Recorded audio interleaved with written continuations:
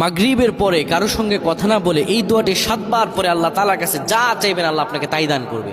অভাবে আছেন, ঋণগ্রস্ত আছেন, মাথায় টেনশন, ঋণের বোঝা, বাড়িতে থাকতে পারতেছেন না, আল্লাহ সব আপনার পেরেশানি দূর করে দেবে ইনশাআল্লাহ, যদি আপনি আমলটি করতে পারেন। আমল মানুষের জীবন বদলিয়ে দেয়, আমল মানুষের জীবনকে পরিবর্তন করে দেয়। আল্লাহ তাআলা আপনার সব দোয়া কবুল করে নেবেন ইনশাআল্লাহ।